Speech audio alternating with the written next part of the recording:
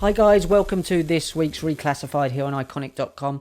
This week we'll be building upon all the information from the last few weeks' Reclassifieds, and this week I want to talk about the Rapture and how that can be tied in to many things, but also this digital upload of your mind to the cloud.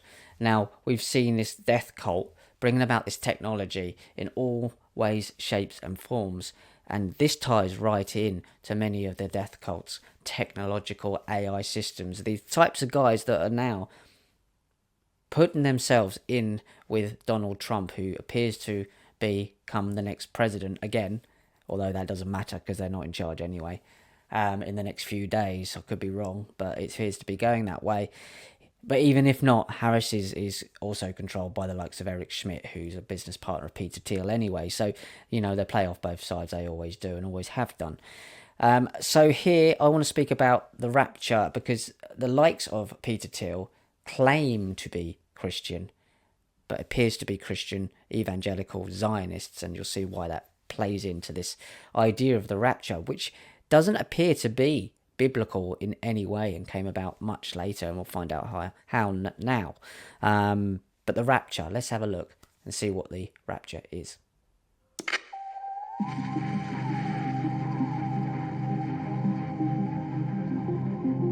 So the Rapture is basically a massive hoovering up into the sky of all the Christian believers before something called the tribulations, which the rest of us would have to face. But this is an explanation of the Rapture. The Rapture will call the church, Christianity, to meet Christ in the air before the tribulations begin. The Antichrist is revealed at the beginning of this time, and Christ will return at the end of the 7 years. 7, obviously, as we've spoken about before, is a massive number to these Kabbalists and these evangelical believers. It's the Sabbath as well, and this is the time, this is the age before the 8th day, which is their day of rest, and the Sabbath is the day of rest, but the 8th day is their world to come. And so the 7 years is a specific time and the number. So scriptures teach that God's people will avoid the wrath. So the wrath would be the tribulations that are to come. So let's have another look at these, the rest of it. So no evaluation of dispensational pre-millennialism may ignore its teachings of a two-phase return of Christ, the first phase of which is commonly known as the Rapture. This feature of dispensationalism is its most popular and widely known aspect, popularized by best-selling books as Hal Lindsey's The Late Great Planet Earth. The film The Return, and bumper stickers which note that, in the event of the Rapture, the vehicle will be without driver and possibly passengers. So basically, if you're driving across the road and suddenly the car comes to stop, don't just naturally assume that the engine's gone or, the person's fallen asleep at the wheel. They may have been sucked out the sunroof, and it may be the Rapture. Dispensationalism has enjoyed a large following among conservative Christians, especially in North America, and this is where you get evangelical Zionist Christians kind of melding all their beliefs in with each other, and that's what you see galvanizing around Donald Trump by the likes of these Chabad Lubavitch guys who use Jewish mysticism to get in there and push this messianic narrative, which leads to the Solomon's Temple and all this nonsense. And the Christians are being used, and that's why I wanted to point this out. It appears to be this whole rapture concept is setting these Christians, believers, up for a fall.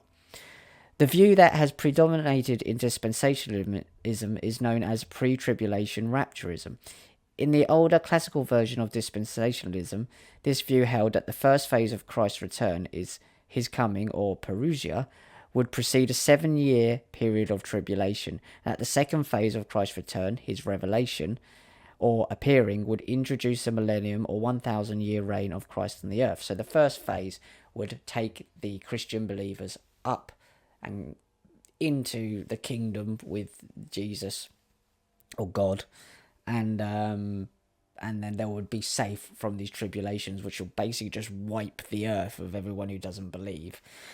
Which is even more odd, is that this actually includes the people who are Christian believers who died previously. So if you're in a graveyard and this stuff kicks off, you're going to get a hell of a fright. Don't stand over a grave, because you could get lifted up with the deceased And if you, I don't know what they do if you accidentally end up there and you're not a believer because you've just been lifted up on a dead body. I don't know. This stuff doesn't make sense. It's not supposed to, but here you go.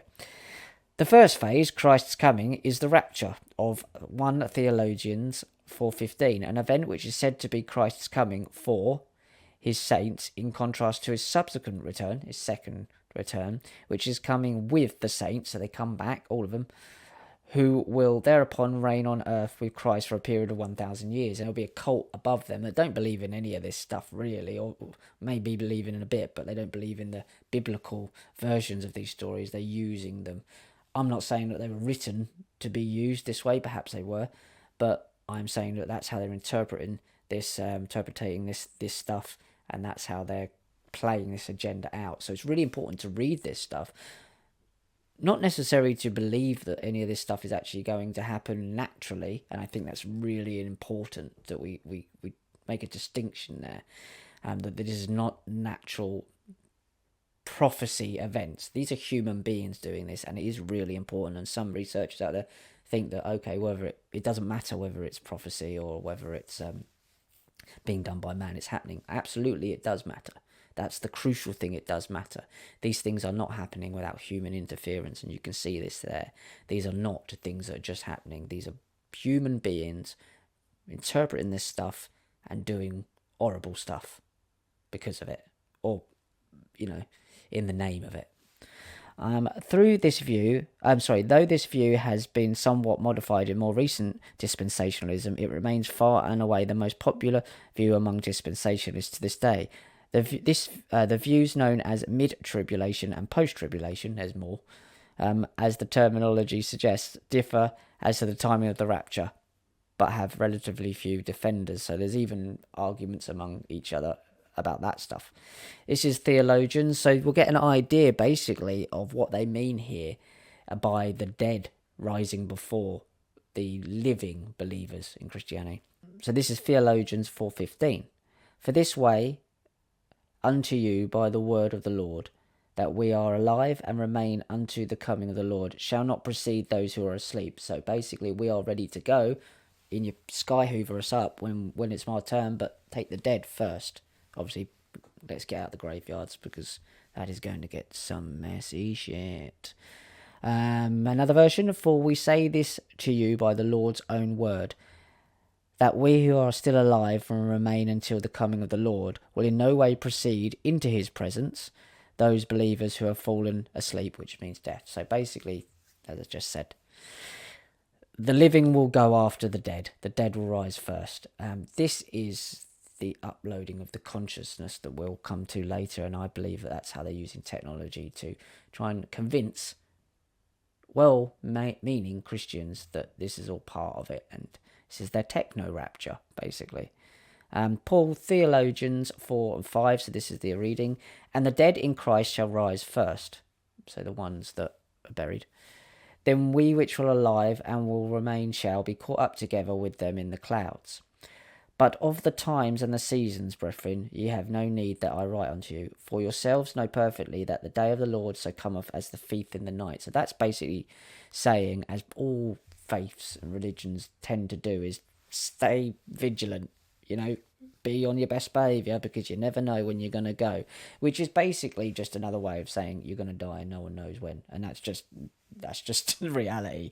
So they've interpreted that as basically stay vigilant, keep doing your prayers, taking your vitamins and all of that stuff, because you never know when Christ's going to come and rapture us all, when I would read that as you just never know when your days are up, and try and do your best. But yeah, that's just my interpretation of that.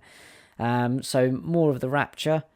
In the notes of the New Schofield Reference Bible, which we'll come to later, which appears to be where most of this rapture stuff comes from, the rapture is an event that can occur at any moment. There you go again, stay vigilant.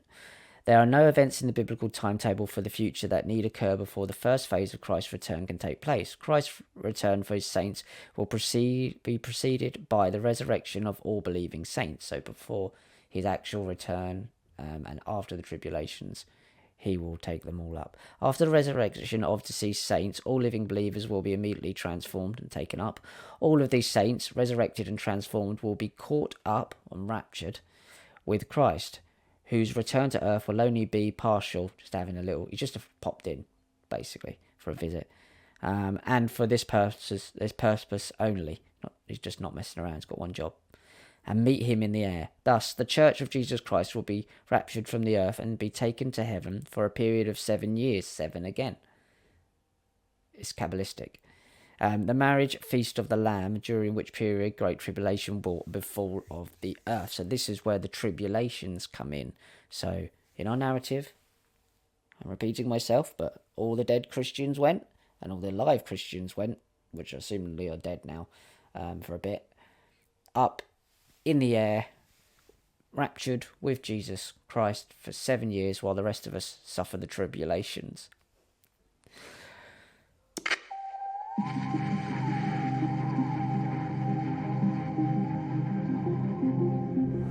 The Great Tribulation is a unique time period of all humanity. So let's have a look at what the tribulations are, shall we?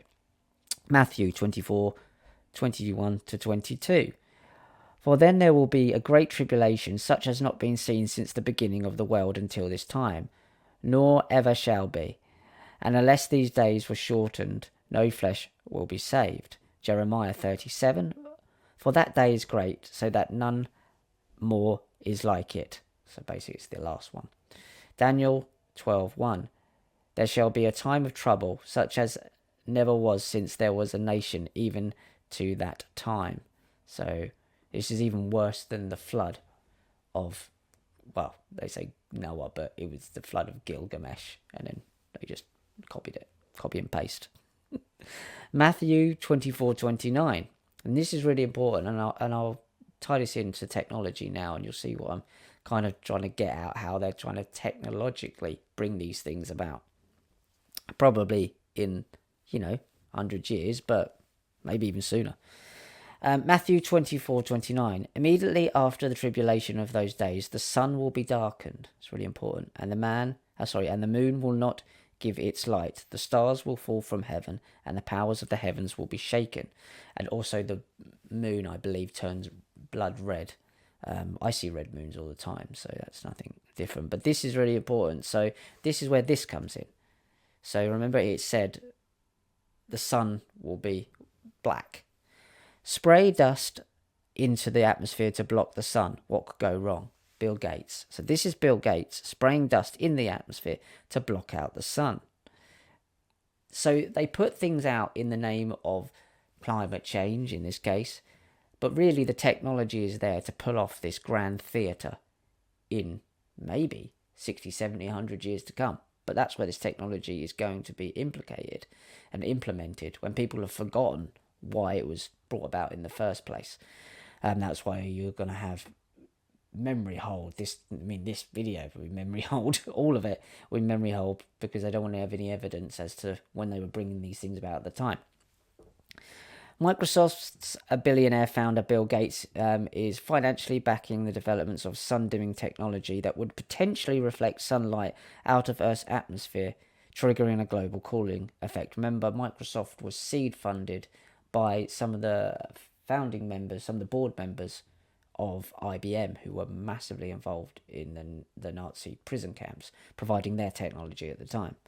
The stratospheric controlled perpetuation experiment, launched by Harvard University scientists, aims to examine this solution by spraying non-toxic, I don't believe you, calcium carbonate dust into the atmosphere, a sun-reflecting aerosol that may offset the effects of global warming. Again, they're using the round table scam of human-caused climate change. They've written in their own books how they want to blame humanity. Humanity is the greatest threat to humanity itself, they say in the first global revolution. They're trying to blame you for things that are fairly natural. I mean, we're having some effect, but not to this degree. Widespread research into the efficiency efficacy of solar engineering has been stalled for years due to controversy. It hasn't. It's just been going on in the background.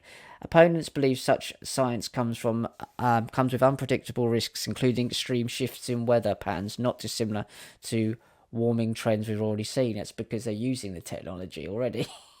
You've just answered your own question, your own statement in there.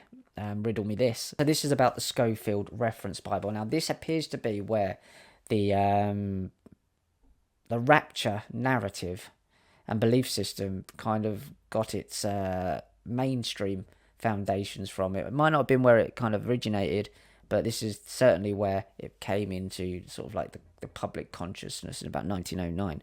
Sirius Ignason Schofield was a Civil War veteran who came to the Christian faith as an adult, later pastoring churches in Dallas and Massachusetts.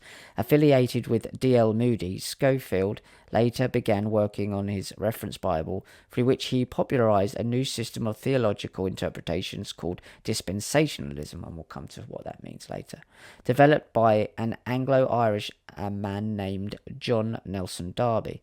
When Schofield's Bible was published in 1909, at a time of great expectation about the end of the world, so, opportunities, his interpretive matrix took fundamentalism by storm, quickly becoming one of the best-selling Bibles in history. Well, it would do, because it offers the fact that they won't have to go through the tribulation, so they're like, oh my God, thank God, literally, that we're going to go up in the sky, in the Hoover. I won't have to go through all this stuff it says in this book. This is the Bible that created The Thief in the Night, Hal Lindsey's Christian Zionism, obviously. So that's where this thing kind of overlaps into Jewish mysticism, Solomon's Temple, the Knights Templar, who are the modern day highest level Freemasons, and the Knights of Malta and all these guys, into Christian Zionism, which goes through most of what you see behind Donald Trump. And when they talk about Peter Thiel being Christian and that, actually what they're talking about is a messianic death cult. Brought about, they believe, by technology. That's how they're going to use this technology. That's Bill Gates is involved, Elon Musk is involved, loads of these people are involved. Eric Schmidt's involved with all of these big tech guys that surrounded him, which is a CIA perpetuation. So this ideology must, by its connection, be believed at the top levels of intelligence. It has to be. And obviously we had Victor Rothschild, who was the fifth man of the Cambridge Five, and he wasn't working for the KGB, he was running all the intelligence agencies, obviously. This is the Bible that created A Thief in the Night, by Hal Lindsey, Christian Zionism, and the Left Behind series. In other words, it is the Bible which has dominated a very visible portion of the Christian imagination for the last 100 years. So this is an added thing. You can't find this in the Bible. There is no reference to this in the Bible.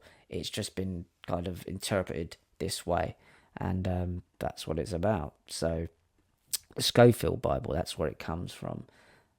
Other reasons it's not found in the Bible: there is no biblical basis for the 7-year tribulations and the death of Jewish people, so you can see how that's been played off against each other. There's no warrant for a rebuild of the Jewish temple sacrifices, and Christians are forbidden to help with the third temple and unholy animal sacrifices. So they're being dragged in for their own demise here, and that's what's really sad about this. And I believe the likes of Elon Musk and the likes of Peter Thiel and Russell Brand, unfortunately, whether he knows it or not, and Donald Trump certainly, and these Chabad lot are dragging in the Christian belief to be sacrificed for this nonsense, believing they'll be raptured in the end.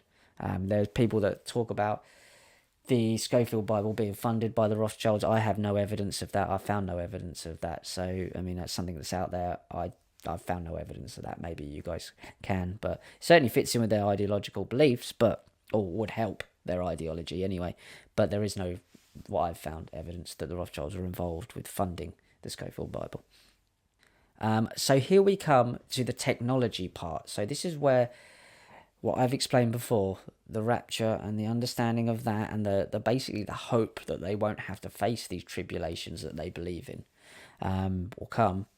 Well, here's a technological way out for them, and I believe that this is going to be offered to them and over time, and they're going to see it as God's work through technology and a way to be raptured up. So startup wants to upload your brain to the cloud, but has to kill you to do it. Well, remember what we said.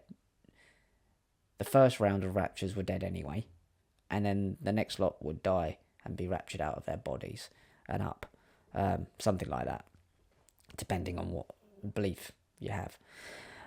So they wouldn't mind dying because that's the rapture. That's what it is. Um, and I have looked into this, and many Christians are willing to do this. They want this as a kind of relief from this place. Netcomb offers to preserve grey matter through vitrifixation process tested on rabbits, but doesn't have a method for uploading brain jets. But it's all right. They tested it on rabbits. This is 6 years ago from the time of recording this, so maybe it's moved on a lot since then. A US startup is promising to upload customers' brains to the cloud using a pioneering technique it has trialled on rabbits. The only catch, according to the company's co-founder, the process is 100% fatal.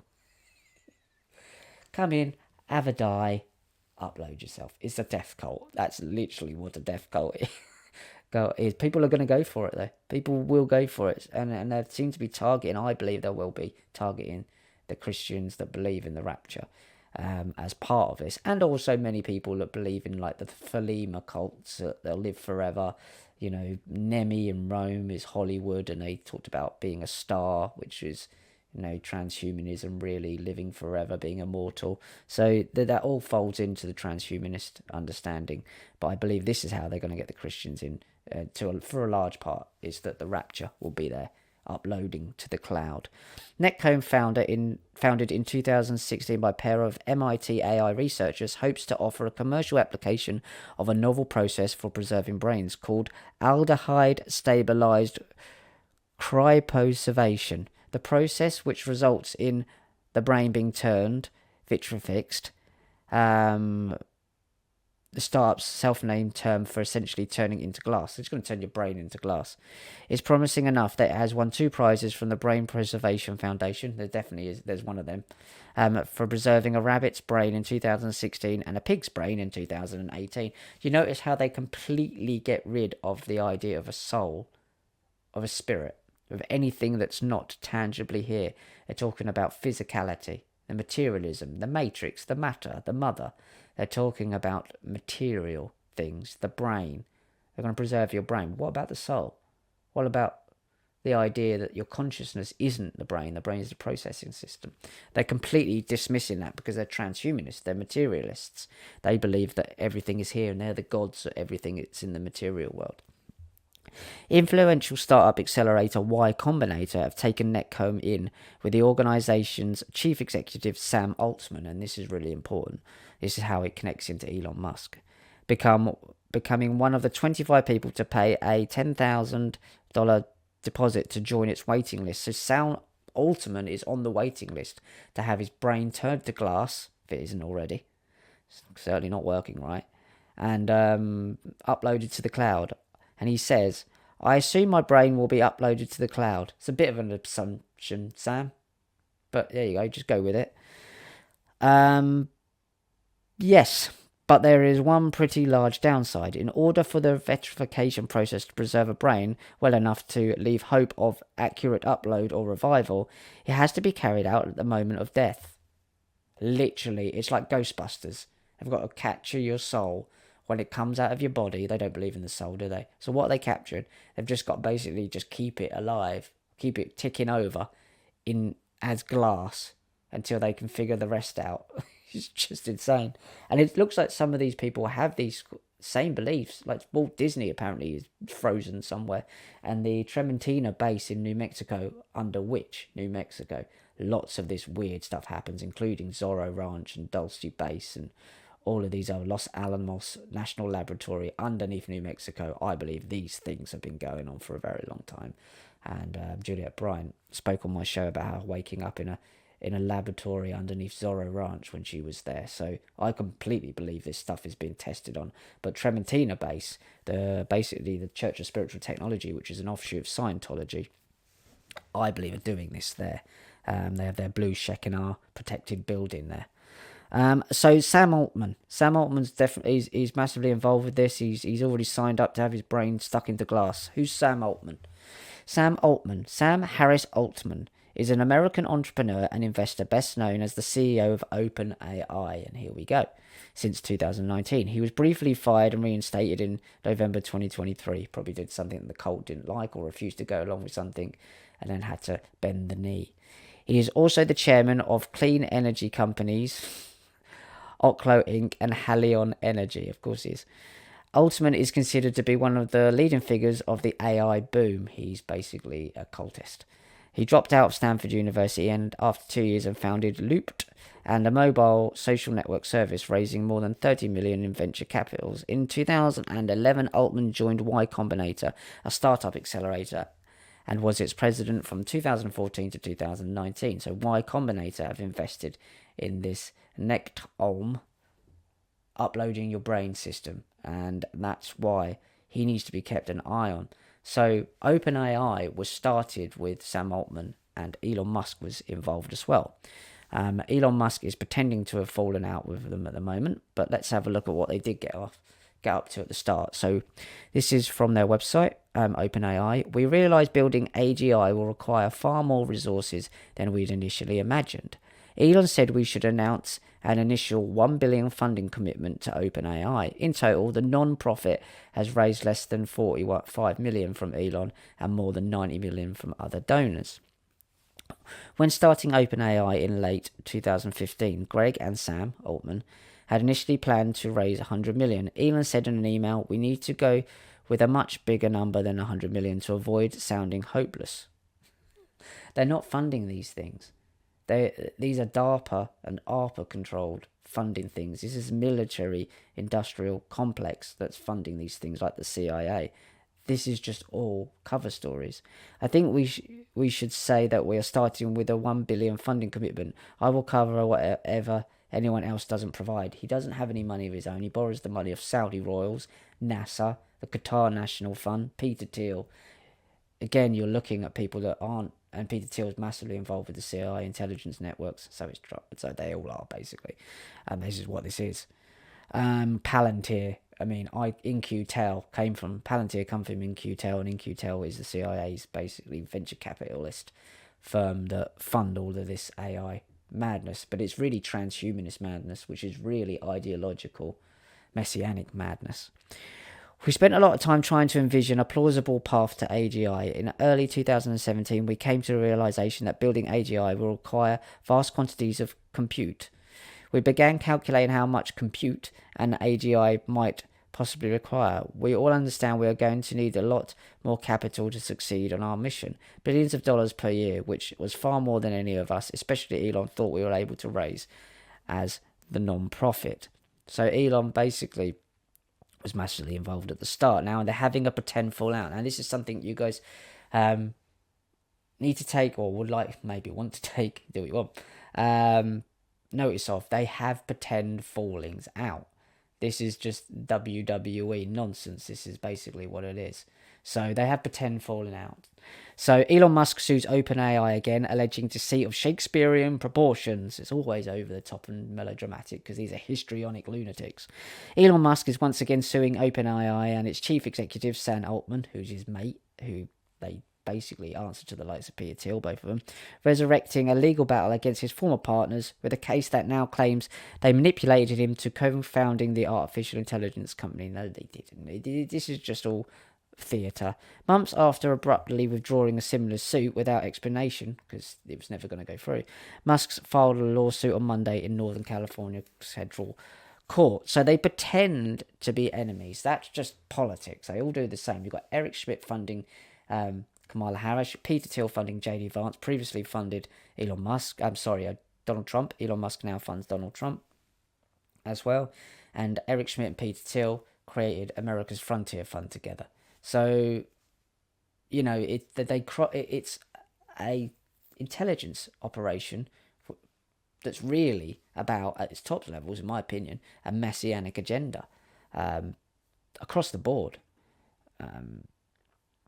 So this is what's going on. They're building towards this brain-human interface, and I think it's going to be sold to the Christians as a Rapture. Elon Musk unveils a new BMI tech that will one day let humans merge with AI. Today, this tech is aimed at helping people with neurological conditions get their lives back. Tomorrow, it could help humans merge with AI and share hive minds. And this is the point. The hive mind is the cloud, and this will you'll be controlled from this hive mind. It's a two-way system. So that's what you'll be doing in this two-way system. A while ago, Elon Musk told everyone that artificial intelligence was a threat that could one day lead to the creation of an immortal dictator, and that the only way the humans could avoid being its pet was to merge with it. And Viola, his company Neuralink, which he recently said could also one day just stream music to your brain, was born. Of course it is, because it's a pincer effect. So you've got these guys creating outwardly AI, and him going, oh, it's terrible, we're going to need to merge with technology, and then eventually the whole thing merges together into a hive mind. So Elon Musk says here in a tweet, eventually you will probably be able to upload a good approximation of your memories and mind state to the cloud with the ability to download it to a human robot. You obviously won't be quite the same as you are today. So you're just talking about uploading to the cloud. It's the Rapture again. And then once you've killed yourself off with this lunacy, it's too late to come back down and go in a robot. These people are lunatics, but that is what I believe they're creating this technology to perform for the Christians, the Rapture, and in other ways they'll just get people to sign up for it anyway. But specifically there, I think they're using the Rapture situation. So this is something called wetware. A wetware computer is an organic computer, which can also be known as an artificial organic brain or neurocomputer, which is basically transhumanism, composed of organic material, wetware such as living neurons. Wetware computers composed of neurons are different than conventional computers because they use biological materials and offer the possibility of substantially more energy efficient computing because they're using the human body. While a wetware computer is still largely conceptual, there's been limited success with construction and prototyping, which has acted as proof of concepts, realistic application to computers in the future. So basically, this is what they're telling you out front that they've done, and we can't do it yet. But in the deep underground bases, this would have likely been done a long time ago. This is called wetware, and that's their way of just sort of introducing it. So I wanted to go back now to dispensationalism and what that actually is, because it's really interesting when you come to looking at it. Leads in to why the US and the UK and Canada and also Australia are involved with this, but predominantly the US and UK are aiding and abetting Israel, the Israeli government, lunatic Zionists, and his Sabbatean cults in their genocide in Gaza, leading towards Solomon's Temple and eventually Armageddon, as the Islamic faith believe it. So dispensational theology teaches there are two distinct peoples of God, Israel and the church. So they're both peoples of God. Dispensationalists believe that salvation has always been by grace through faith alone, in God in the Old Testament and specifically God in the New Testament, which is Jesus, I believe. Dispensationalists hold that the church has not replaced Israel in God's program, and that the Old Testament promises Israel have not been transferred to the church. So the Old Testament promises to Israel have not been transferred to the church. That's what they believe. Dispensationalism teaches that the promise of God made to Israel in the Old Testament for land, many descendants and blessings will be ultimately fulfilled in the 1,000-year period spoken of in Revelation 20. So they believe that these promises to Jacob are still to be fulfilled.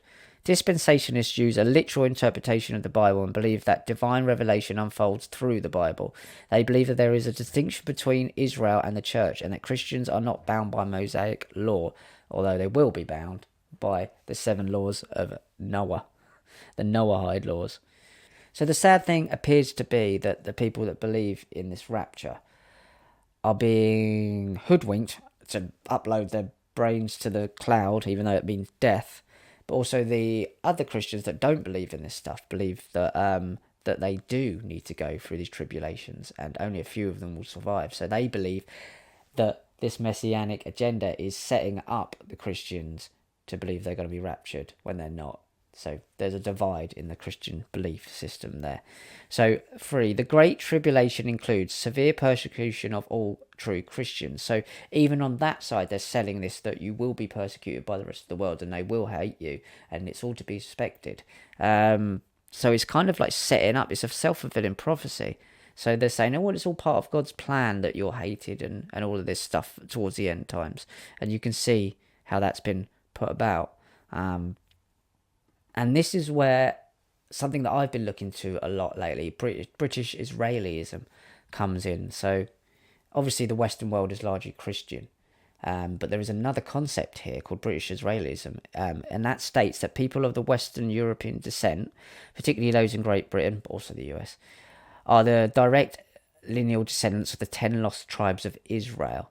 The doctrine often includes the tenet that the British royal family is directly descendant from the line of King David. So you can see that this is actually part of their beliefs. And when you look at the Washington DC and look at the monuments there, it's clearly they're Roman. It's clearly the Temple of Saturn is there, and the 7 hills of Rome are there. And it's just a cult that's basically put itself in the Vatican City of London, Basel, Switzerland, to wash its money, and into Washington DC. That used to be Rome, Maryland, as well, because it is all a Roman pagan, Roman Babylonian cult that goes way back, and they believe that they are the descendants of David. So they also believe that they're descendants of the 12 lost tribes. So David down to Jacob. So Jacob eventually turned his name into Israel, and he had 12 sons, which you could see is probably the 12 months of the year. All of this has this other esoteric understanding, which seems to be lifted from ways of understanding the day and the cycle of the year. And I suppose in that sense it is paganism recast into characters. So there's that level of it as well. So the 12 sons of Jacob are here, so you can see them up on the screen there, and it seems to be that the believers in the tribulations believe, and that the British royals believe, that they are the sons of Joseph, so descendants of David. So the tribe of Joseph, which was 2 tribes, there's that split up into 2 different tribes within itself, but collectively it was called the house of Joseph. And it's believed that in the tribulations it was the house of Jacob that will be hit most severe. So that is obviously, so the tribe of Jacob is the house of Joseph. They're all descendants from each other. So this one says, but why against these nations? So it is because the American and British descendant peoples have been recipients of God's tremendous birthright promises as the descendants of the patriarch Joseph. So let's kind of try and break that down so it's a bit more understandable. British Israelism believes that they are one of the 10 lost tribes and a descendant of David. So these elite, for want of a better word, British royals and who basically set up America through the Virginia Corporation, and now have all their Freemasons over there, basically, which are high-level Satanists and Kabbalists, and they are the Knights Templar, Solomon's Temple, and all that stuff. That's why it all looks the same, and they've got the Boaz and Yakin at every Freemasonic temple, and we've done that and looked into what they actually believe about the nature of reality and how they use it.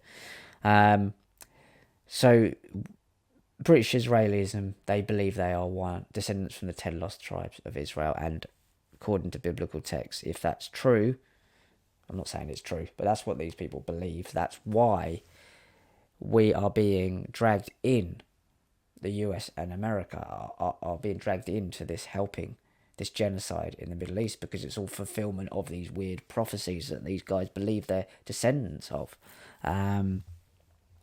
So they believe, but this biblical text, Genesis 4:48, 14 to 18, and 49 to 22, and Chronicles 5, 1 to 2, apparently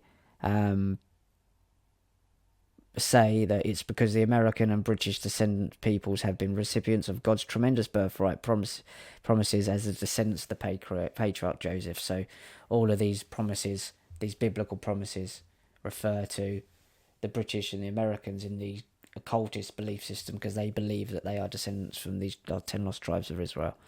And that's why the US and the UK are permanently behind it, because it's all part of this bigger agenda. So, according to some of these Christians' beliefs, it's the house of Jacob that will go through the most trials. So obviously Jacob, the house of Jacob, Jacob is Israel, changed its name to Israel. That will go through some of the worst of these trials during the tribulations. So it's Joseph, obviously, if you look back onto this slide here, is one of the sons of Jacob, Jacob again being Israel. So these are the events and the things that will happen apparently to the house of Jacob, which will be the descendants of Israel, which will be the British and the Americans. So then you're looking at the Christian part of this brought in as well, because largely most of the Western world are Christian, and they believe, this cult believes, that these events will happen to clear the way of these people, and it's all part of the messianic agenda. That's why the US and the UK are over there they're getting involved in something that's none of their business. But also at the same time, many of the Christians in the Western world believe in the rapture and the fact that they won't face these tribulations. I'm not saying any of this is true. I'm just saying how convoluted and how bloody difficult it is to explain this stuff, because there's so many convoluted belief systems. But hopefully I've explained it in a way that you understand, because I'm getting confused right now anyway. The time of Jacob's trouble. So Jacob is Israel, and his descendants will go through these troubles, and the British and Israelism and the US believe that they are the descendants of Jacob through the tribe of Joseph, if that makes sense. Event. God declares that it will cut off food and water supplies to the house at the time of Jacob's trouble. So us lot. Cities will be laid waste and left desolate. Massive droughts and crop failures. People will face plagues, disease, and mental torment. English-speaking peoples will be overrun, enslaved, and deported from their own lands. 2/3 of modern Jacob will die from pestilence, famine, and war. 1/3 will be taken into captivity through the north, the south, and the east. The sword will be drawn after them, and barely 10% will survive. So that's that 10%. So the 10% of us, I suppose, the survivors. That's why you have them weaponizing the Russians and the Chinese, and saying, look, the West is morally corrupt and all of this stuff, which it may well be, but the world is.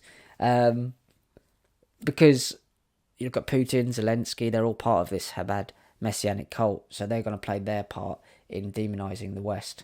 And then we're looking at this kind of like East versus West war, which is the behemoth versus the Goliath. And this is all part of this weird messianic agenda. That's why it's important to know this stuff. It's very convoluted and very, very messed up, but these people are too. So that's why the US and the UK are massively involved in a war in the Middle East, because they have to be. Now, what's really sad about this rapture situation, with the West being largely Christian, is that a large percentage of these Christians believe in the rapture. And when you look at the videos, it seems to be that a lot of these people are ready to go. And so they would sign up, in my opinion, to have their brains uploaded to the cloud if it was sold as the rapture. So this lady says, I'm 39, I'm already like, Lord, any time is fine with me. I'm already tired of sin and sin around me. Longing for Christ like hunger that won't fade away. So Dennis says below it, at 77, I have experienced much more grace and mercy than I could ever ask for. Jesus said, I'll be back. And so did the Terminator. The next one, time is not ours, it's a gift from God. In his hands always, praise Yeshua. That's another name for Jesus. Tired of the battles with sin, man, he nailed it there. It's nice to hear someone as faithful as Pastor John say he is wary at times. It's nice to know that I'm not alone.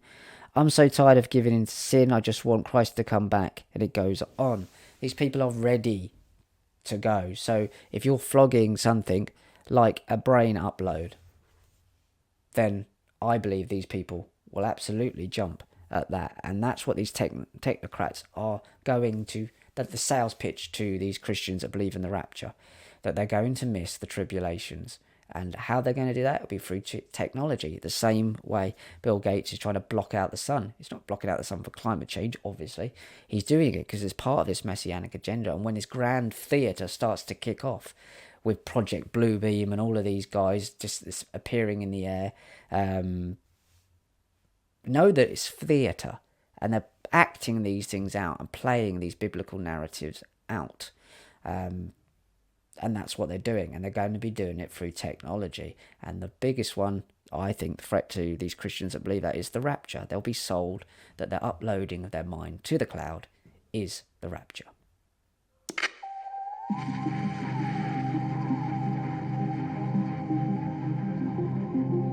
So guys, I hope you enjoyed that and hope that actually made sense. It gets quite convoluted and difficult. These people are mad, so you're trying to weave this technology in and out of their mad ideological agenda and trying to make sense of it. These are theories. My theory is that they'll use the uploading of the consciousness, they don't call it consciousness, they said brain, to the cloud, mind and memories, because they're materialists, to the cloud as the rapture, and sell that to the Christians that believe in that. So they'll miss the tribulations, which basically are going to be brought about between an East versus West conflict that these guys are bringing us into. And the reason why Britain and America are involved is because these elite bloodlines believe that they are the descendants of these 10 lost tribes of Israel, specifically the house of Joseph, by the looks of it.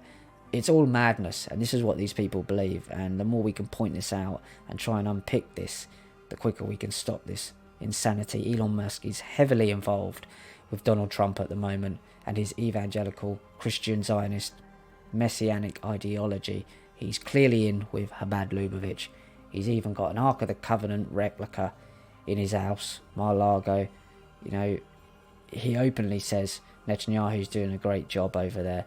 He thinks he's King Cyrus or Cyrus, and they think that they're bringing about this ideology and playing out God's plan when it's human beings doing this nonsense and this madness.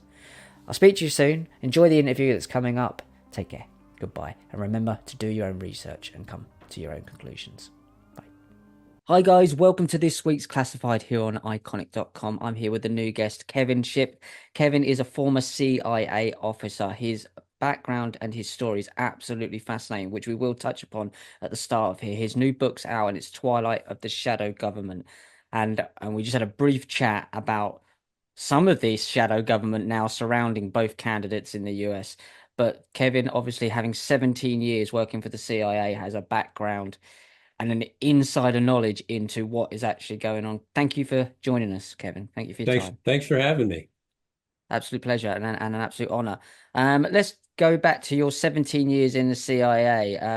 One thing I did find really fascinating is you were, like myself, quite an ill child, and you had kidney failure, and this began kind of like your faith in in Jesus, really. And that's Yes. something maybe we can touch upon later. But you've even had situations with entities passing through your house, and we can talk about that later as well. But 17 years at the CIA, what led you to the CIA? I believe was it your dad was involved, but you didn't know?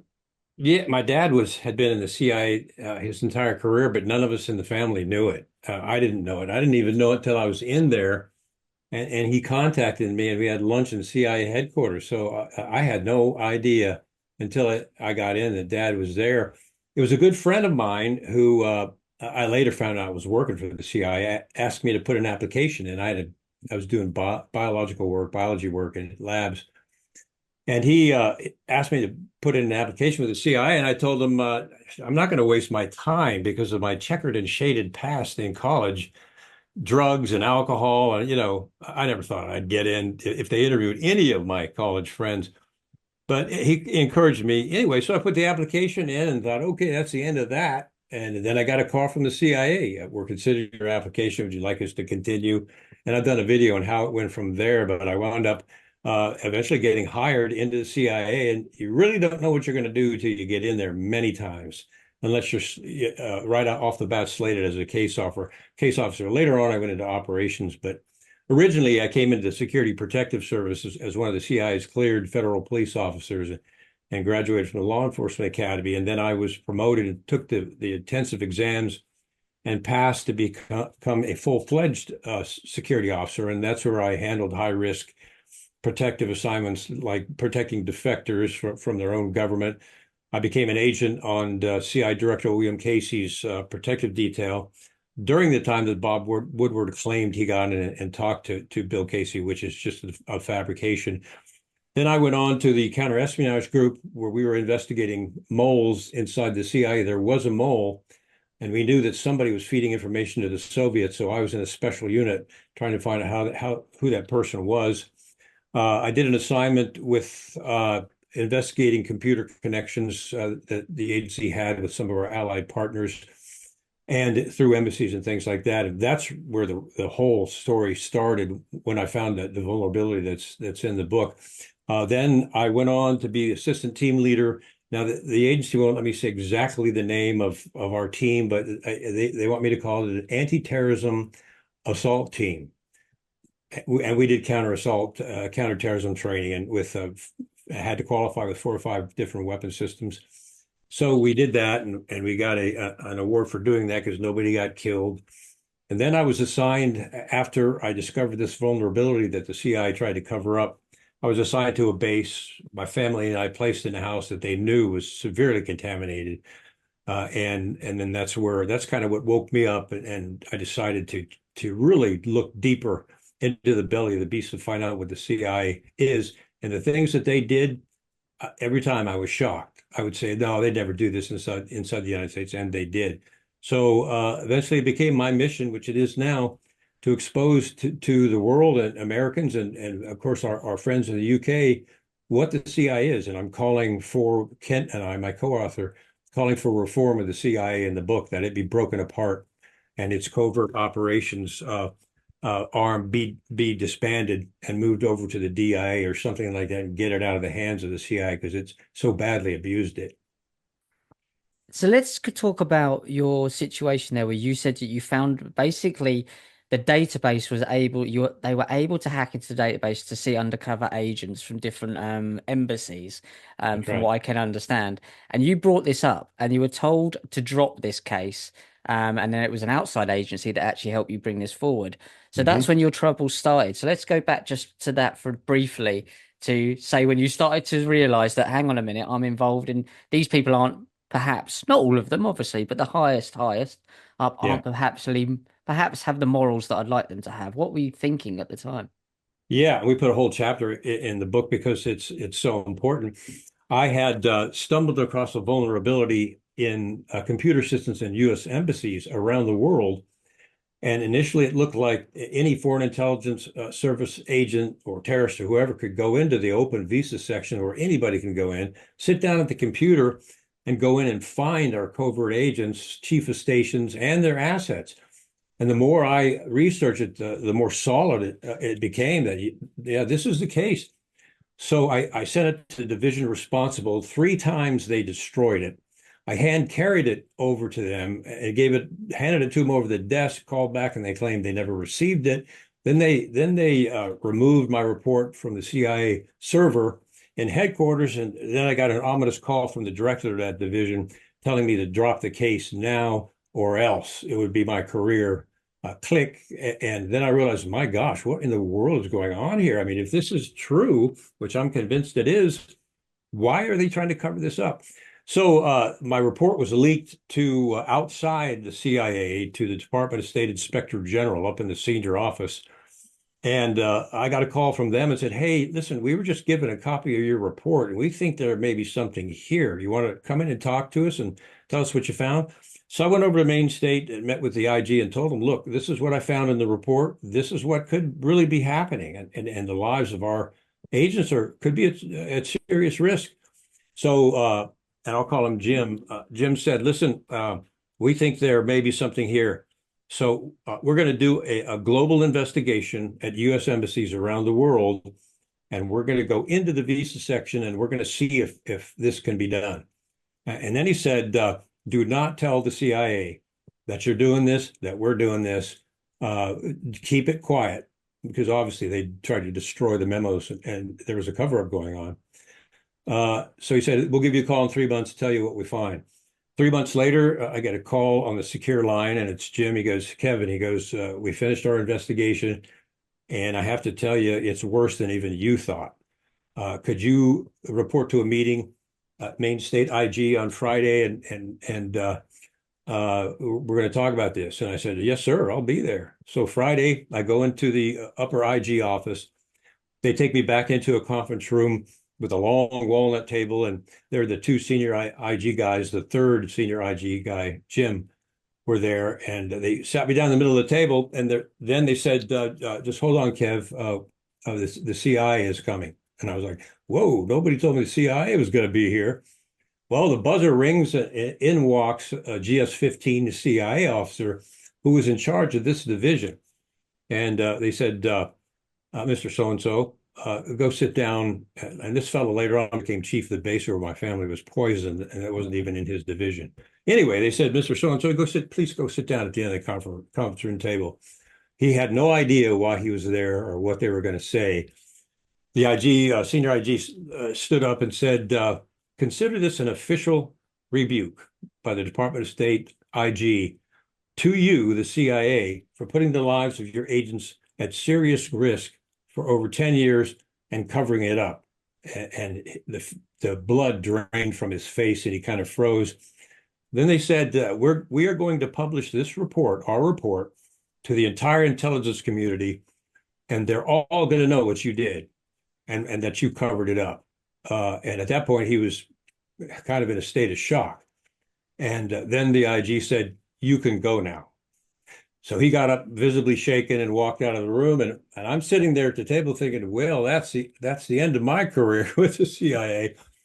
Turns up, I remember going back to headquarters that day and walking through the main hallway, just feeling like, figuratively speaking, I had a laser dot in my back. I knew they were going to try to get me because I embarrassed them before the other, all 17 of the intelligence agencies, what they had done.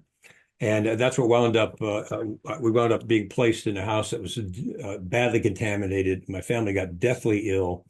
The agency broke into the house, painted a chemical on the ceiling, followed us. And this went on for some time, and much of this is in the book. So that opened my eyes to what that agency will do. And the question is, why in the world would the CIA want to cover up a report that was going to change the system and protect our covert agents overseas? Why would they do that? I gave them all the information that they needed to deal with it, and they destroyed it and then removed it from the headquarters server and then threatened me. And what's the answer to that? I never found out why they did that. One of my theories was they wanted that vulnerability there in case there was a chief of station who wasn't playing by the rules or something like that, and they could claim that someone else offed him that by going into that system. It was not extreme negligence because they tried to cover it up and threaten me and destroy documents. So anyway, that's what wound up really turning me, I don't want to say rogue, but turning me into somebody that realized what the CIA is, that it's a beast. It's a global juggernaut, and it's incredible abuse of secrecy to cover up cases similar to mine for decades. And that became my mission eventually in writing this book. Could it be, just speculating here, obviously, but could it be that they allowed that vulnerability was there because that information is shared between embassies, between countries, and that's supposed to be that way? I Could can't see be. that being an accident because, I have the theory that all of these agencies are tend to be at the very top joined together. Yeah, So that would be a case of we are sharing information, but obviously the ones that are working on the day-to-day basis won't know that. Would that be a could be. possibility? Yeah, that could be, yes. Well, there you go then. So I mean that's kind of like the situation that I sort of think. So you were put in a situation where your family got ill. I believe that even your wife got to the point where she had symptoms of Alzheimer's. Is that right?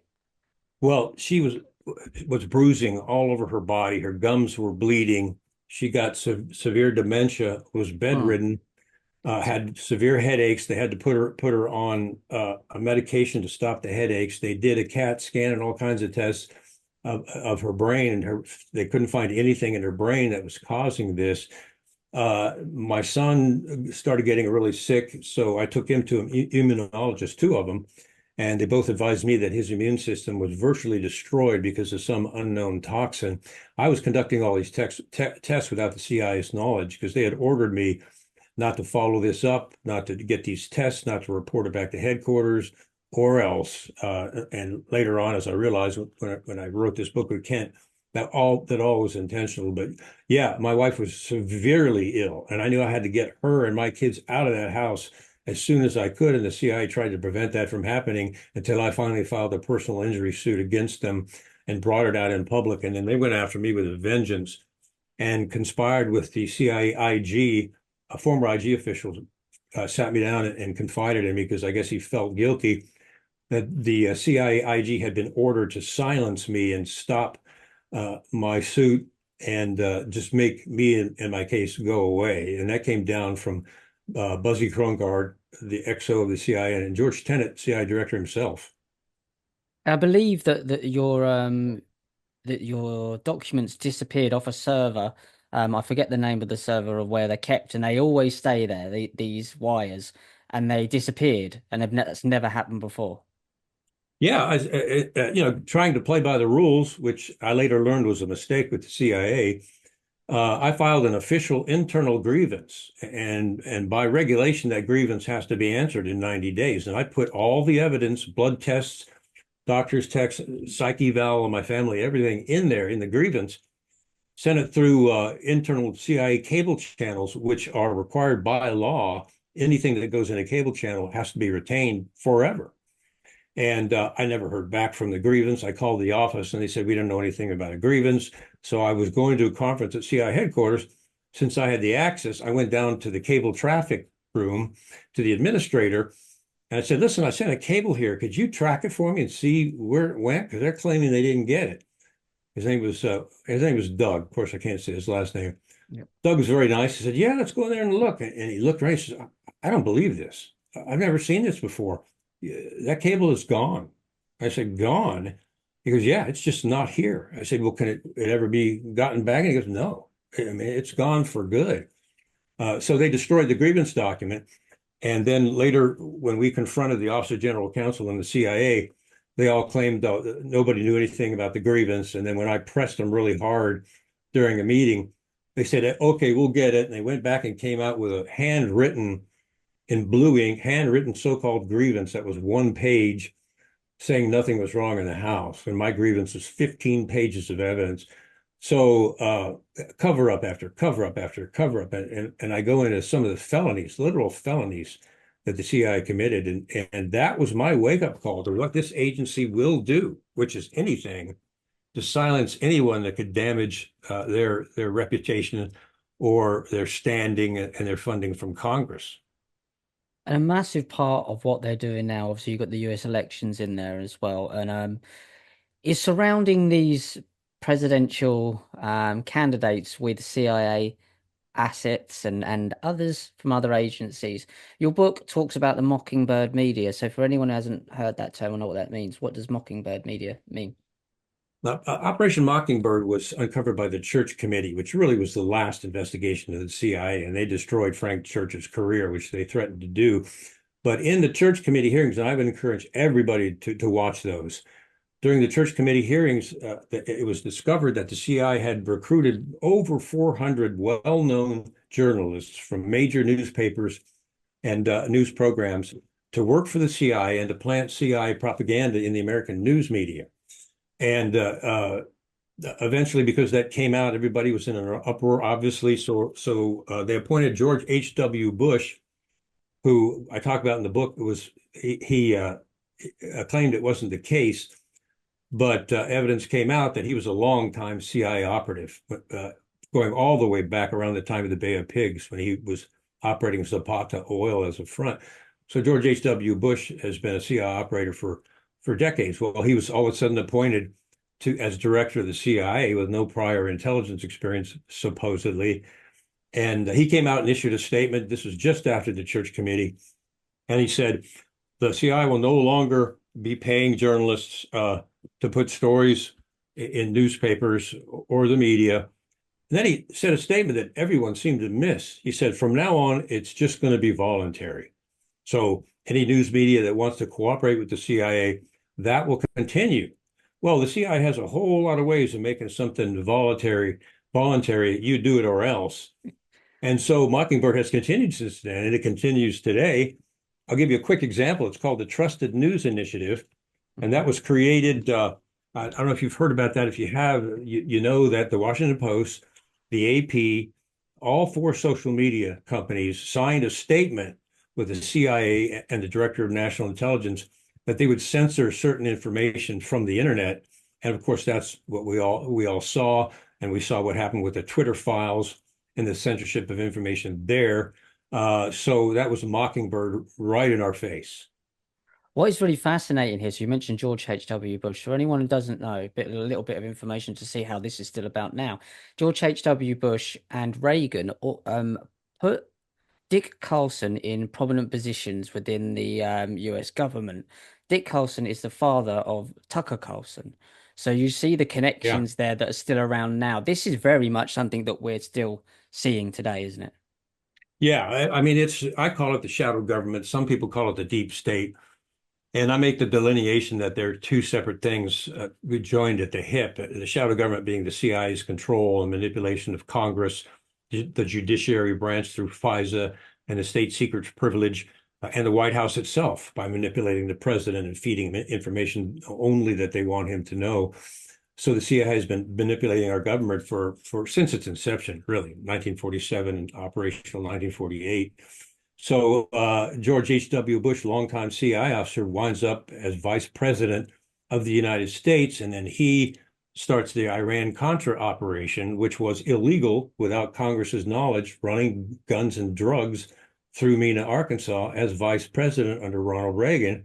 Then later on, of course, George H.W. Bush becomes the president of the United States. What a coincidence. I don't think so. So you had the CIA literally in the White House.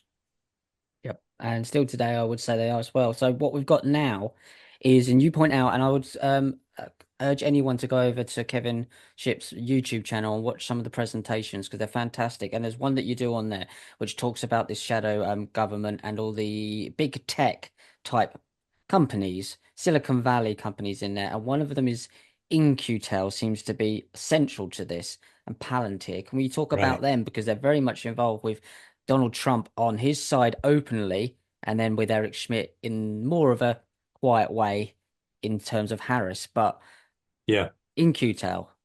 Yes, and as we talked about earlier, I remain non-political. I've learned to stay in my lane, and that's just concentrate on reforming the CIA. Because then you get in all kinds of other avenues and things that, but I do analyze what is happening in the connections to intelligence in these campaigns. And there's a company called Palantir. The CIA claims it doesn't spy on Americans. Well, what the CIA did through InQtel was they provided the seed money to start Palantir, a company called Palantir, and they provided CIA analysts to Palantir to teach them how to dig for information on Americans. So Palantir is a private company, so the CIA can disavow knowledge, which is what they typically do. It's a cutout. Palantir is gathering information which is essentially the same as the Total Information Awareness Program the DoD tried to do, but Congress shot down. Palantir is gathering huge swaths and amounts of information on all of us as Americans and storing it, and obviously for the CIA's use. So they are spying on U.S. citizens through Palantir. Palantir founder Peter Thiel gave $42 million to the campaign of J.D. Vance to get him as elected as senator. And then Peter Thiel, the founder of Palantir, became a contributor to the Trump campaign also. Now, I don't know if they have any idea that they kind of let the devil into the herd or what. You would think they would know that, but that was extremely concerning to me. Yeah, it's concerning to me as well, but Peter Thiel obviously was very much in there with Elon Musk at the very start. They had PayPal. So these guys now running Yeah, X, X obviously is a symbol for Saturn. So there's even a deeper ideology here. And as yourself as a Christian man, you would probably have your own worries about what these guys are actually doing in the name of I pretending to do. be Christian. And let's talk about that for a second because Peter Thiel's putting out an app there called the Hallow app. Um, Pretending that he's a Christian, and I don't see him doing many Christian-like things. So what is your as from your religious perspective, and I know you don't hold the church up to much, but in terms of the original teachings, um, what is your concern? Because I don't see these people as being Christian. I see them as playing the role. They are playing the role because every presidential candidate and congressman knows, especially the evangelical Christian voting bloc is huge. That's what put Ronald Reagan in office. And they know that. So all of a sudden they all come out and now they're a Christian, you know. Well, you can tell that they're fake. And sorry, just something just popped up on, there we go. You can tell they're fake because they will say that to get votes, and then they'll misquote Bible verses and get Bible verses wrong when they try to read them. Their lifestyles are despicable, and so they don't match what Jesus taught. And the really important test, Jesus said, is you will know them by their fruits, not by what they say, not by what they claim, by what they do. These people, including Peter Thiel, and no offense to gay people, Peter Thiel's a gay guy, and he's not in his business dealings and other things. He's not practicing Christian behavior, and spying on Americans certainly isn't something that a valid Christian would do. It doesn't have anything to do with him being gay. It has what it has to do with is him linking up with the CIA and being hooked at the hip with them, which I think is the really concerning part of this. So you can never, when a political candidate says they're a Christian and they say all these nice things, and then they live a lifestyle of debauchery, which a couple of these people do, these candidates do, they're lying. Yeah, absolutely. And as George H.W. Bush and Reagan were both regulars at Bohemian Grove, as we know. So that shows you what they're kind of up to, and that's probably the surface level of what they're up to as well. When you see the alternative media, people like Alex Jones, and we've worked with Alex here and there, and Tucker Carlson, and now Joe Rogan, having the same people on a loop. You've got Peter Thiel on one week, JD Vance the next week, then Russell Brand will be on there the next week, then Elon Musk will be on Rogan's show the next week, and they interview each other. To me, it's quite clear that there's a lock off here in that kind of Yes, mainstream alternative media. What is your take on that? there is. And one of the disconcerting things I found is that you want to call it on the right or even conservative, that many of these shows are twisting the news themselves, and that they've got kind of a circular connection with each other where they all spin the same stories and they don't give the other side. And that was concerning to me. And then I started seeing that on a lot of even conservative broadcasts on the internet, that they were fabricating stories to make another candidate look so horrible, and just they were doing just the same thing that the left was doing. And these presidential candidates are doing the same thing that the left was doing. And these show hosts that we're talking about, they're also doing the same thing. They're talking about one side of the issue to make it look like that's the only side, when they are avoiding other topics that would balance things out, and in some cases disprove what they're saying. It absolutely would. If you looked into Trump's kind of background, it would absolutely just a mild bit of scratching the surface of Trump shows you that who he's connected to as well. You say in some of your presentations that has taken over the CIA. What do you mean by that? Oh yeah, I saw this. It started in 1994 when the CIA started doing DEI, diversity, equity, and inclusion. And we're all for EEO. Well, all of us as CI officers and employees, we're for equal opportunity for everybody. Plus the fact that the real true diversity is good for the CIA because they get agents of all races, ethnic backgrounds where they can put out, in operation. It was not about that, sadly. It was about shutting down any employees who were Christians specifically. And I'll give you an example of that. We were ordered into the conference room by our division chief. He said, everybody into the conference room, we have an order coming down from the director. So we all filed in there like, what in the world is this? And he proceeded to say, I've been ordered to tell you that no one in the CIA, in any CIA office space, can have a manger scene on their desk or a manger scene display on their door, and no one in CIA office space can say Merry Christmas. And the shocking part was there's only two of us that our mouths dropped. Like, what? This is the Constitution and freedom of speech and freedom of religion. What the heck are you doing? Well, of course, I learned to see I could care less about the Constitution. But they were telling us we couldn't even, if we say Merry Christmas in the office, we could receive administrative penalties. And that's when DEI started in the CIA. And this was in 1994. And I remember I walked out, and I think it was Christmas Eve. I walked out and I looked back, and there was sea of cubicles there in the CIA outer building. I turned around, I said, "Good night, everybody. And by the way, Merry Christmas." They were not going to stop my freedom of speech and freedom of religion. I didn't care what they did. Well, the CIA got a huge explosion of outrage about that. And they finally backed off and said, well, never mind, which is that's what evil people do. Bullies do Mm. is they get in your face until you respond back, and then they back off, like little cowards, like the Wizard of Oz, the little man behind the curtain. So DEI started there, and they started promoting cross-dressers and transvestites.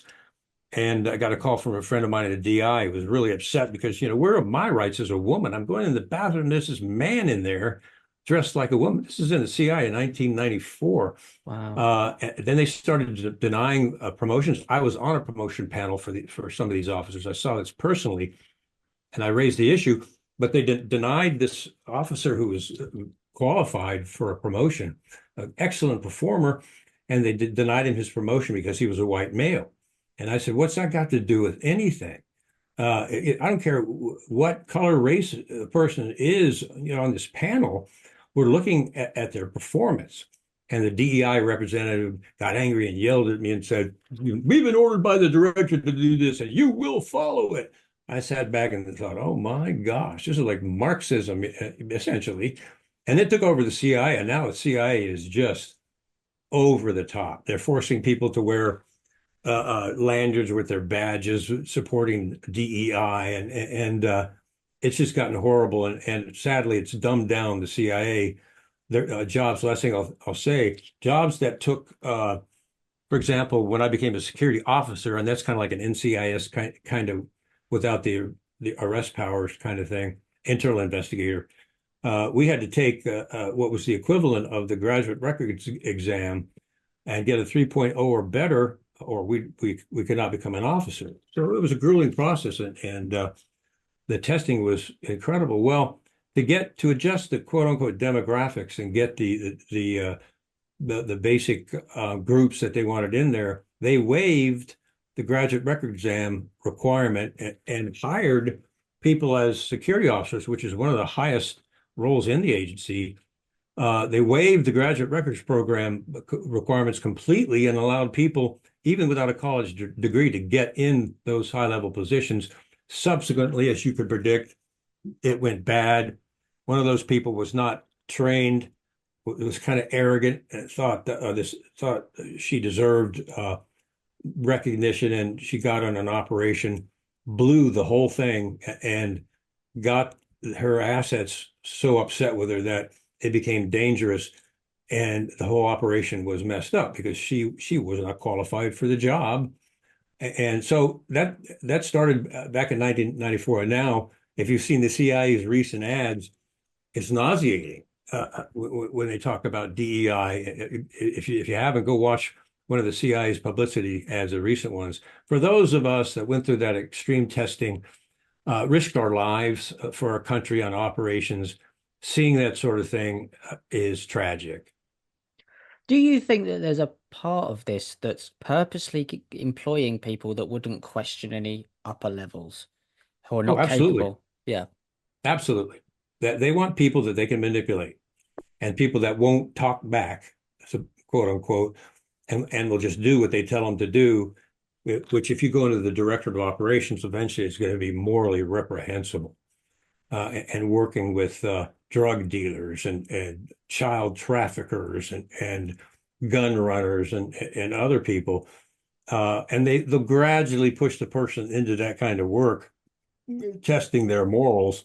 Mm. And, if they hired them the way that they intended, that person would do anything that the agency told them to do. And I work with people like that, and they were lower than a snake. And I'm assuming they're the people that are probably still there now. So when did you start to kind of realize that the CIA was something other than you thought it was? Was it a slow process, or was it kind of when you found out the database thing? It was a slow process. By the time I found the vulnerability, I was convinced that the CIA was corrupt. I saw several things happening in there, and the ultimate authority of secrecy that the CIA had, and they were withholding information from Congress, and when they did give it, it was all blacked out. And I constantly approached by people. I was a senior briefer for new people coming into the agency, from secretaries all the way up to military liaison generals. And I would have people come up to me after my lecture and say, uh, I submitted a book to the CIA for review, a technical manual, 5 years ago. And I keep calling them and asking them what the status was, and they won't tell me it's been 5 years. I heard that over and over. It was a year. And what happened to my technical papers? Then I worked with a technical security countermeasure, a bug sweeping guy with Granite Island Group, private sweeping company. And he told me that he does beautiful work. He had a technical manual on detecting eavesdropping devices, and he gave it to the CIA and to see if they'd want to bring him on contract and hire him to do that sort of thing. After the CIA had received it, he called them and said, "Hey, what do you think about my report?" And they said, "Well, you can't have access to your report." And James Atkins is his name. I don't think he'd mind me mentioning that. And his response was, "What? I mean, it's my report." He goes, "Well, it's classified now. So, and you don't have the clearance, so you don't have access to it." That's the kind of thing I saw over and over and over and over. And also when I found that the CIG was corrupt as the upper levels. By the time I found this vulnerability, and especially when we were placed in that house and it was broken into and the chemical was painted on the ceiling, I realized this CIA is a beast. And then I began digging deeper. And a lot of this is in the book, and I think people will really get a lot out of it. We talk about the founding of the CIA under Allen Dulles, who smuggled Nazis into the United States, Yeah. who was very close friends with the senior Nazi hierarchy, tried to get a senior Nazi officer, his best friend, smuggle him into the United States. He created Operation Paperclip, all the way to Operation Mockingbird and MK Ultra when they were torturing people with drugs and sexual molestation and on and on and on. It goes with the depravity that has been the CIA since its founding. Did you know about any of these programs before you joined, like Mockingbird and I assume Mockingbird was a little bit later, but MK Ultra and these? Did you know about these things before you started, or the things that you found out later? Well, yeah, I never, as of course, the CIA is heavily compartmented. And let me say this, Mm. the lower 20% of the CIA are good, patriotic people serving their country. It's the upper 20% that are morbidly corrupt. And even Mike Pompeo has come out recently and to my friend Bobby Kennedy and said that the upper 20% don't believe in democracy, which they don't. They believe in the CIA. And so the lower 80% are good people. And there are directors like the director of intelligence that do great work, like Truman intended. It's on the dark operational side that has no accountability to Congress or anyone else and has a secret budget, spends money, and I know because I saw a lot of it, a lot of cash, spends money with our tax dollars without anybody even knowing about it, runs drugs to fund covert programs Congress doesn't know about. So I never saw MK Ultra personally. And the point I'm making is things are so heavily compartmented up on the upper level on the seventh floor that there's only in the really, really serious cases about 5 people that will know about it. You mentioned Bobby Kennedy there. I'm assuming you talk about Robert Kennedy Jr. Hmm. Robert Kennedy Jr. is a funny one in a sense because he done such great work for the likes of myself, exposing Fauci and all of what Hmm. he's done. Fantastic book. And then he's pro-Israel. He doesn't speak out about Israel. Now suddenly he's in there with Donald Trump, surrounded by the likes of Peter Thiel, surrounded by the likes of the guys that we would be going, hang on a minute, you don't want to be around them. So what is your take, if you can speak upon it, of what's happening with Bobby? Because he seems like a Sure. decent guy who's now surrounded by even the Habad Lubavitch guys from Brooklyn seem to be Yeah. surrounding him. I feel like he may be into maybe I don't know, a good guy in a bad situation. Yeah, I found Bobby to be a brilliant guy, and also he's a person of pretty deep faith. I think he's a very good man, a very courageous man. I was when he went over and joined the Trump campaign, frankly, I was kind of shocked. But as he tells it, that was the only way he could ever get into the government and start really dealing with some of this corruption, specifically the CIA, was to do that because it looked like Trump was going to win, and that the only way he could get in there and start investigating the FDA and the CDC and others. That was the only way, and he stated that that was his main mission, as it's always been with Children's Health Defense Network, is to expose this corruption and do something about it. And that was the only way that he saw at the time to get into a position of authority and do those things. So that's pretty much, I think, the case. So is there a chance if you get in like that, and obviously he's got a name and obviously the Kennedy name there, so he's not just anybody, he's not like myself going in there. So he's got all of this other kind of, publicity behind him. So it's not so simple just to sweep a Kennedy to the side. Well, they did do a few times, but you know what I mean. Um so is there a possibility of getting in there and doing some good? Is it not just like blocked anyway? Uh, when you get in there and face the monster, it is unbelievably difficult to do anything about it. You probably notice Congress never does anything about the shadow government or the CIA because they know it's certain career destruction. And like Chuck Schumer, of whom I'm not a fan, said when you cross the intelligence community, they have 6 ways from Sunday to get back at you, and that is I experienced that myself. And so if Bobby was to get in there and confront the CIA and that monolith, it would be very dangerous. It would be a monumental task, but I know he's got the guts to do it. I was going to vote for him when he was running for president. I know he's got the guts to do it, but when you get in there, this is a global juggernaut that has been in power for decades and is connected into Wall Street, the banking system, all the military industrial contractors. It's just massive. And so to get in there and try to reform that, I would just say is extremely difficult. So why in your understand your background in the CIA, did none of these guys speak out against what's happening in the Middle East in with Israel? They all seem to either be just very quiet or pro-Israel to the extent that Donald Trump clearly is, and many like Elon Musk clearly is, applauding Netanyahu and stuff. But why is it they won't speak out against what Israel's doing, clearly committing war crimes over there in the Middle East? I understand that there's a whole messianic agenda behind this myself. I look into this stuff. But regardless of that, is it just because they know they can't get anywhere politically if they speak out against them? Well, it all comes down from the intelligence system. Israel is our only strong, close sister ally that we have in that region. And our intelligence agencies get a lot of intelligence from Israel, especially on terrorist organizations and other things. And so it's strategic for the intelligence community, specifically the CIA. It is the most strategically important country in the world in regards to getting information on what's going on in the Middle East. And that's the gist of it. That's the genesis of it. And no one's going to challenge that. Plus, there's a huge lobbying arm that lobbies Congress with large amounts of money regarding Israel. And I don't take a position either way, as I mentioned earlier, but that's why these congressmen won't say anything about what these events. It's because Israel is such an important ally in terms of the intelligence agencies and the information that they're getting and the operations they're able to conduct with Israel.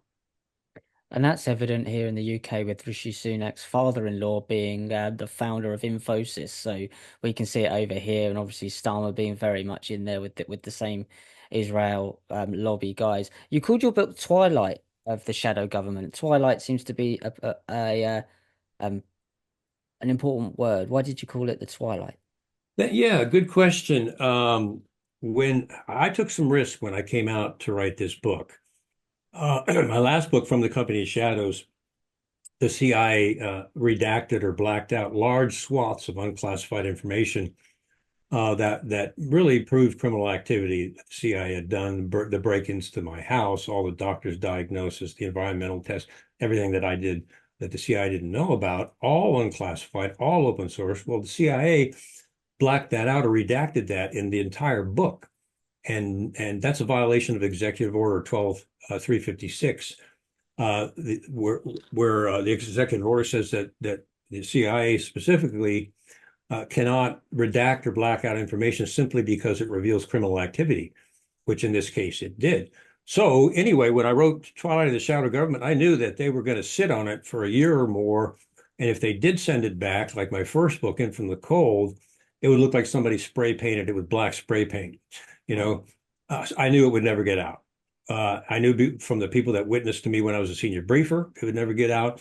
I knew from when I published In from the Cold, it would never get out. I knew when I published From the Company of Shadows and they redacted things illegally that it would never get out. And the CIA illegally used what's called the state secrets privilege to seal all the evidence in my case against them, which was strong.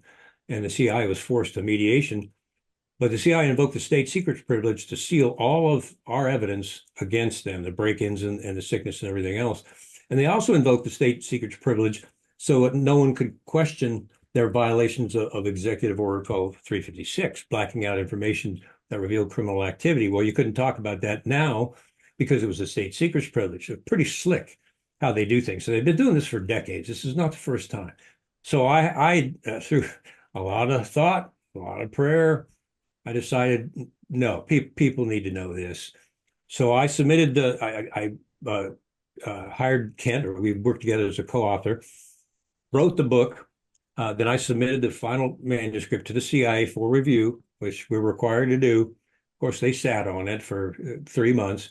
And after 3 months, I said, send it to the publisher. So we sent it to the publisher, and my CIA secrecy agreement, which used to be, it was created for a good reason to protect national security, but they've weaponized it, of course, Yep. to silence dissent. My secrecy agreement says that I have to submit anything I write about the CIA to them first for approval. That's like submitting the crime report to the criminal for approval before you file it. I mean, really. And so I made the decision and took the risk. I went ahead and published it anyway. And now, because I believe so strongly that people need to know this, I put myself at risk, and I'm content with that. And that was a very well thought out move, but it had to be done to get this information in this book.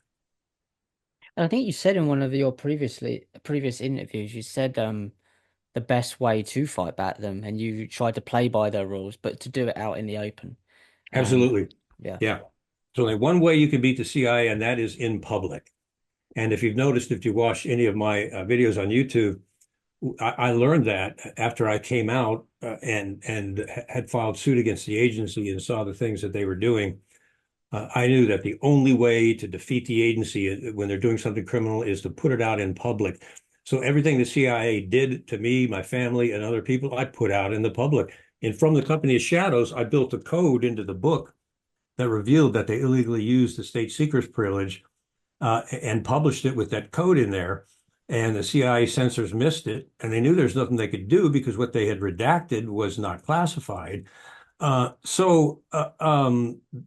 has been my mission, which is not something I had planned to take on or even wanted to take on.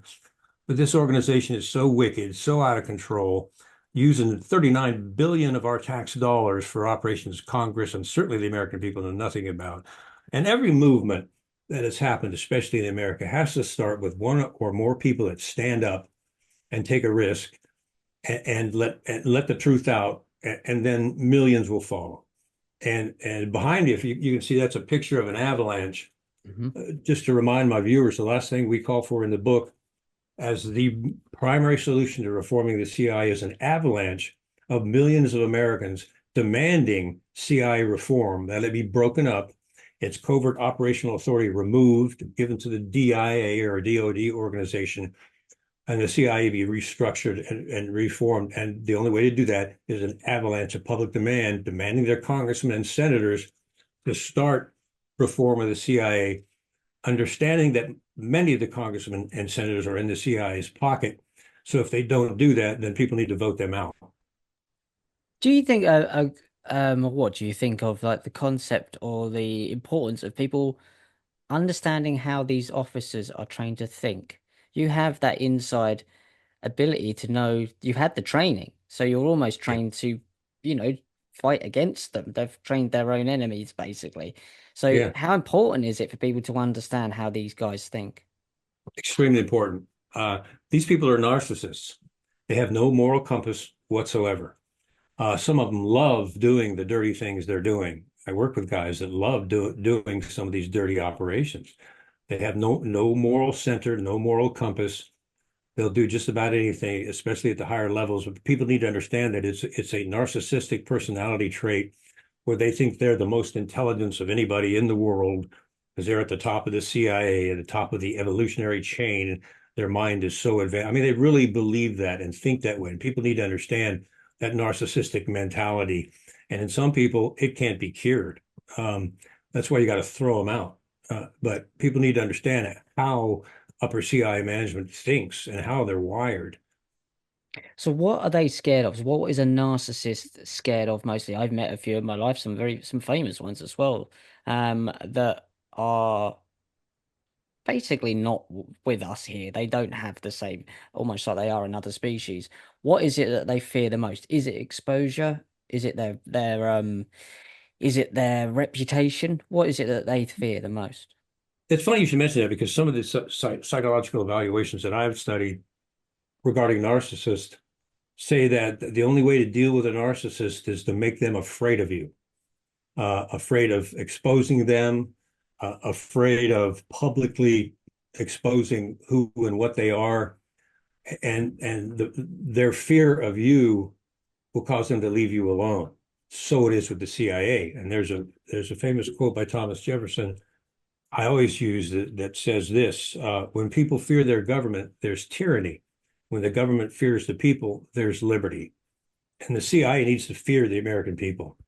And Congress, frankly, needs to fear the American people too, because several of them are connected in the GOP as well with the CIA. So they've got to fear the American people by the millions who demand enough is enough. We're tired of being spied on. We're tired of these disgusting CIA operations. The CIA director called Tucker Carlson and threatened him with arrest because he was covering the Julian Assange case. The CIA director put out a assassination order on Julian Assange when he was in the Ecuadorian embassy, and on and on and on it goes, even today. So they need to fear us. They need to fear the fact that we're not letting them get away with this anymore. And that's what Twilight of the Shadow Government is all about. What's really interesting there then is that you mentioned Julian Assange and Tucker Carlson being threatened for covering that. And then you have on the other side of it Donald Trump being exposed by Julian Assange for being part of his setup, and he never released him, obviously, as he could have done, although he did release Jared Mhm, Kushner's father. So mhm. now you've got these two people together. You have Tucker Carlson promoting Donald Trump. So this is all really convoluted. It is. It is. And personally, I have to tell you, I'm no Trump fan. Uh, and I'm still puzzled by what the GOP has become. You know, under Ronald Reagan, at least as far as the GOP went, it was a pretty good party. There were statesmen, stateswomen. They had class and they had ethics. Well, that's gone. The GOP no longer has that, and I'm really disturbed by that. And it has taken over the entire GOP. I think, in my opinion, it's ruined it. And as far as this election goes, it may impact this election negatively. Well, I think the people that don't understand is you've got Eric Schmidt one side funding Harris, who's in partnership Yeah, with Peter yeah. Thiel, who funds JD Vance, and they've created something together called the America's Frontier Fund. So, but when I explain that to people, and I don't know if you find it, I'd like to get your take on this, is that they just cognitively stare at you until you go away. People don't want to hear these No, they things, do don't. they? They don't. That was another disconcerting thing for me is when I started putting out this information objectively, especially on the conservative side.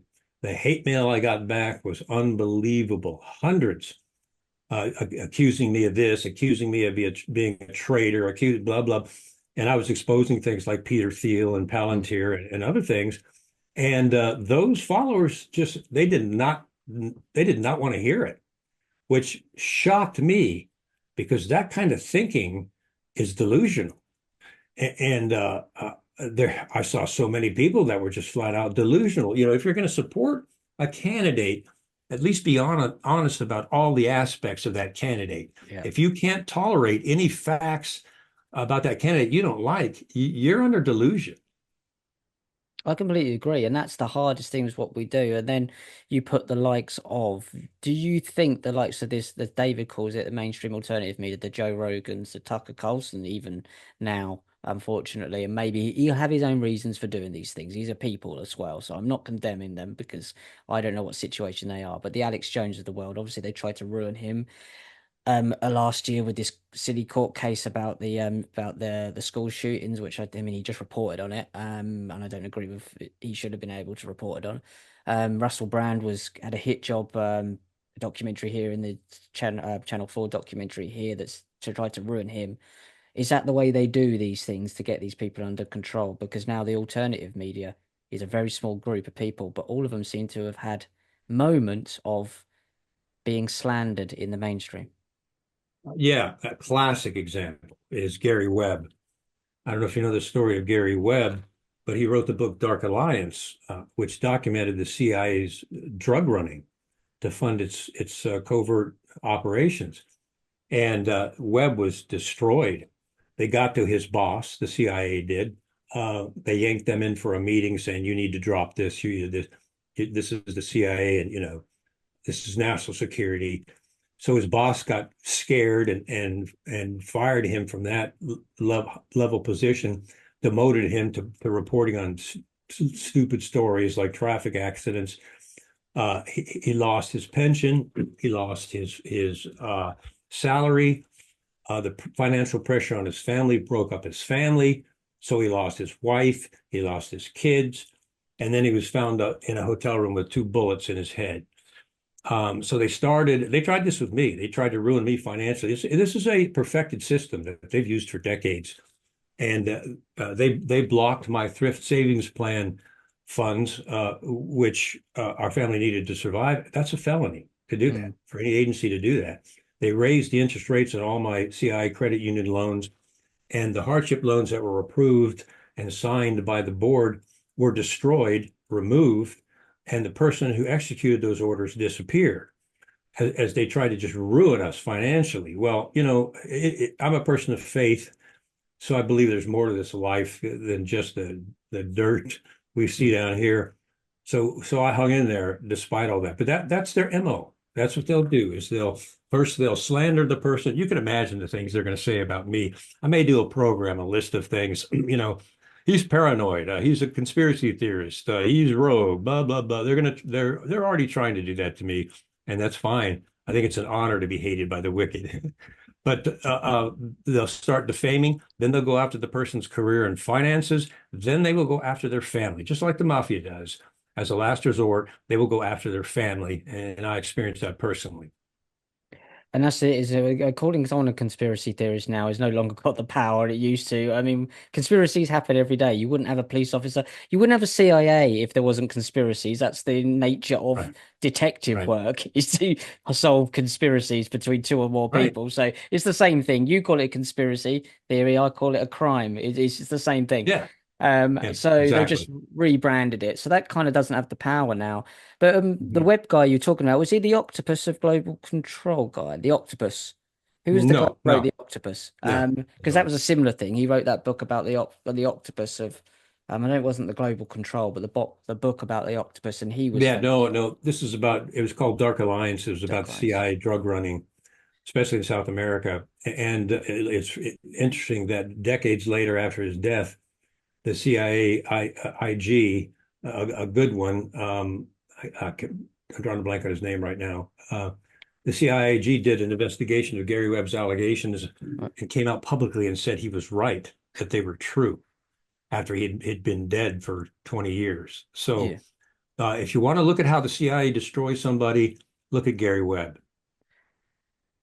And that's where they're at. So anyone see these people will be looking to join the CIA now and do these things and listen to stuff like this. But you said there's 20% of people that are good people. Do you think this Yeah, still can be turned around? There's good people in there absolutely. enough to turn it around? Absolutely. And all they need to do is remove the covert operations function of the CIA and its power of secrecy. Remove that, dissolve it. Keep the Directorate of Intelligence, which is remarkable. I was trained by them in analysis. Keep the Directorate of Intelligence and the Plans Directorate, where they plan gathering intelligence, they analyze it, including satellite data, and then they present that to the president. That's what Truman intended. Truman regretted the formation of the CIA and the covert operational arm 2 years after it was formed, came out and wrote an op-ed in the Washington Post saying he regretted creating the CIA and it was now threatening our freedom. We have his quote in our book. So keep the good parts of the CIA, the Director of Intelligence, the Director of Science and Technology, the NRO, the satellite program, but remove the covert operational arm of the CIA completely, disband it. I would say move it to the DIA and the DoD because they're already doing that same thing, and get this power out of the CIA's hands. I wonder if that's a way of these taking these things apart is that they just become too big for themselves and they become a monster. So to just separate these things, you said that even one of your videos, you said that Jeff Bezos of Amazon is a CIA asset, which makes total sense to me. So the size of these things kind of consumes the person. It's been absolutely fantastic to chat to you. I've definitely got to get you back on. Where can people find your book and all your videos? They can find my book on Amazon.com. And then on YouTube, I am Kevin. I think it's Kevin Ship One. Or they could just Google my name, Kevin Ship, in YouTube and find all the videos I posted. And I continue to post regarding this book and other things. So they can find me on YouTube under Kevin Ship, and I think it's Kevin Ship One is my handle there. And then I'm on X, formerly Twitter now, at Kevin_Ship. And I put out stuff like this on Twitter, sometimes almost daily. When I come across something the CIA has done or is doing that's illegal, I'll post it on Twitter also. So they can find me on Twitter, find me on YouTube, and they can get the book on Amazon.com. And it's a fantastic. I've read the first couple of chapters and this stuff absolutely fascinates me. Thank you for your time. I really appreciate it. And I'm Yeah. definitely going to get you back on as well. Maybe talk about a couple of other books. And anytime you want to come on and chat about anything that you've found out that we don't know and need to know, then you're more than welcome. Guys, remember to do your own research, come to your own conclusions. We'll see you in a week's time. Take care. Goodbye. Thanks for having me.